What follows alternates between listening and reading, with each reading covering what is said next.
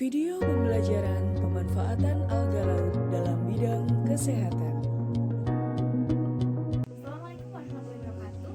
Halo teman-teman edukatif sekalian. Kalian pernah dengar nggak spirulina bisa dimanfaatkan sebagai anti kanker? Penasaran? Berikut penjelasan pemanfaatan penambahan ekstrak spirulina sebagai anti kanker buat kalian. Spirulina merupakan mikroalga yang memiliki pigmen berwarna hijau biru. Mikroalga ini hidup di air payau maupun air laut. Spirulina platensis adalah mikroalga yang merupakan sumber hayati yang dapat memproduksi berbagai senyawa kimia yang dapat dimanfaatkan sebagai suplemen maupun sumber obat alami. Spirulina juga dapat digunakan sebagai pakan alami ikan dan udang. Juga diketahui memiliki pengaruh yang baik pada sistem kekebalan. Spirulina platensis diklasifikasikan dalam genus Phylogenetic dan Cytology. Spirulina merupakan mikroalga hijau biru, multiseluler dan berfilamen yang bersimbiosis dengan bakteri untuk mengikat nitrogen dari udara. Di sini saya akan menjelaskan tentang kandungan senyawa spirulina, di mana kita mengetahui bahwa sangat banyak kandungan yang terdapat dalam spirulina, yang diantaranya vitamin, protein, asam lemak esensial, mineral, karotenoid, fikosianin, polisakarida, inositol, dan ekstrak fitonutrisi yang berkhasiat untuk menghambat kelangsungan hidup sel kanker. Di sini saya akan menjelaskan tahap pengujian senyawa. Yang pertama, tahap kultivasi spirulina. Proses kultivasi dilakukan dengan memasukkan spirulina ke dalam toples dengan media well dan media organik. Suhu ruang yang digunakan antara 20-25 derajat Celcius. Intensitas cahaya yang digunakan 3000 lux, intensitas air laut 15 ppt, bibit sebanyak 20%, dari volume kultur. Proses kultivasi spirulina baru dipahan saat hari ke-12 dengan bantuan nylon mesh ukuran 20 mikron dan dikeringkan dengan oven selama 24 jam suhu 40 derajat Celcius.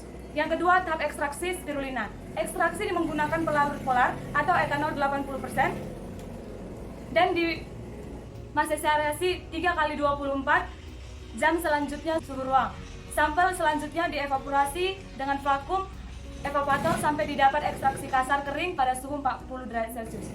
Untuk yang step ketiga yaitu analisis bioaktif. Analisis bioaktif dianalisa dengan pengujian senyawa alkaloid, steroid, saponin, flavonoid, dan fenol hidroquinon. Sedangkan untuk yang step keempat yaitu aktivitas dan selektivitas anti kanker secara in vitro. Sel lestari kanker yang didapatkan akan dilakukan dengan metode 4,5 dimetiltiazoil, kemudian 1,2 dipenyl tetrazolium bromid MTT terhadap sel normal dan sel kanker payudara. Pada saat pengujian didapatkan hasil bahwa ekstrak kasar spirulina tidak bersifat toksik terhadap sel normal payudara, akan tetapi memiliki aktivitas sitotoksik pada sel kanker payudara. Penghambatan sel kanker dipengaruhi oleh kandungan komponen aktif berupa flavonoid dan saponin. Baik, di sini saya akan menjelaskan mulai dari bagaimana spirulina bekerja sebagai obat anti kanker dan kandungan apa saja sih yang didapat dari spirulina sebagai anti kanker yang akan digunakan.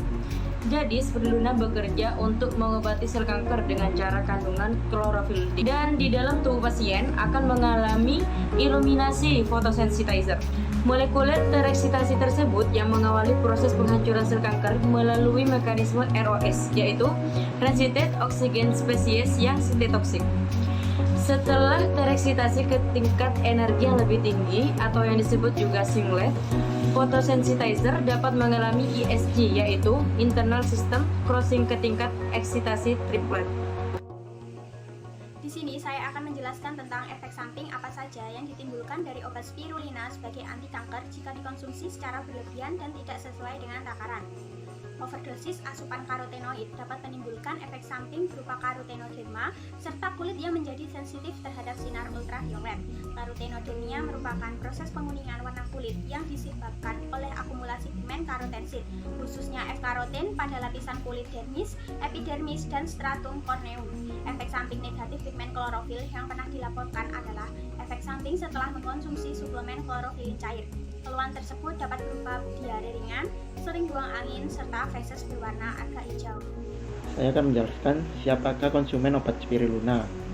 Apakah obat anti kanker spirulina dapat dikonsumsi untuk semua kalangan. Obat spirulina sendiri dapat dikonsumsi untuk semua kalangan, mulai dari umur 15 sampai ke atas, tapi tidak dianjurkan untuk wanita hamil, dikarenakan obat spirulina sendiri mengandung kloroflin. Pengobatan kanker dapat dilakukan dengan 4 hal, yaitu pembedahan, radiasi, kemoterapi, dan terapi biologi. Selain mahal, hal tersebut dapat memiliki efek samping.